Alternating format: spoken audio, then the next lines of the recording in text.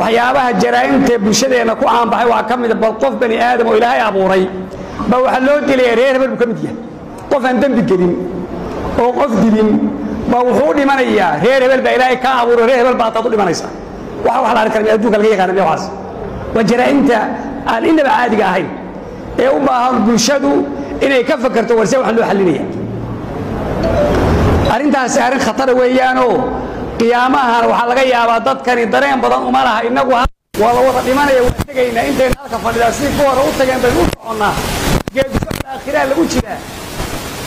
تعداد الأسباب والموت واحد أسباب لا كلا دوان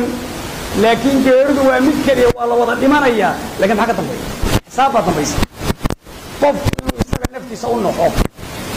وهذا إلهي كبكتي وواحد سمعين يصوف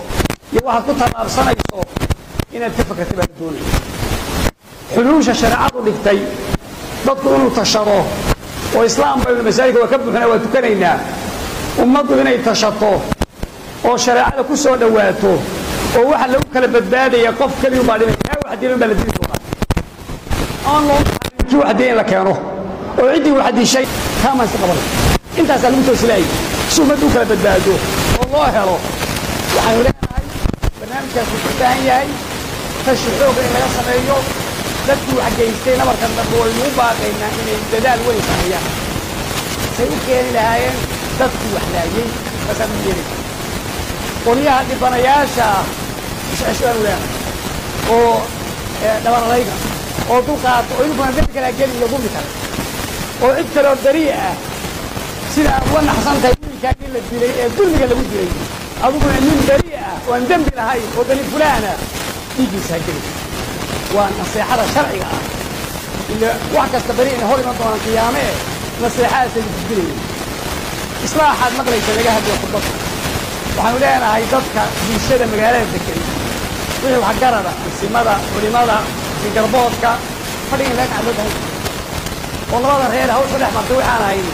iyo ku dhowdo maxay ilaa dama ka dhalay wax ma qabo inuu wala qabin akisi la helay fadhiga loogama waxaan leenahay fadhiga la oo hal la dadaalo oo kelmadda xaqa iyo wax qabadka qoraba waxa ku haboonay munaasib ah loo sheego oo yaan la caajisi وين لقى دالي هلا شقيه خير كان لقارية هذا أنت مسوي لنا هو شيء تكودي سكر أيه وعليه فلوس وبرنتها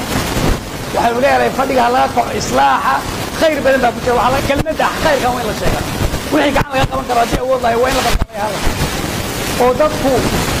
أري هلا قولي له هذا الشيء أو هلا يروح على تاجي وخير كان ونصيحه الدين نصيحة قلنا لما يا رسول الله قال لله والكتاب ولرسوله ولأئمة المسلمين وعامة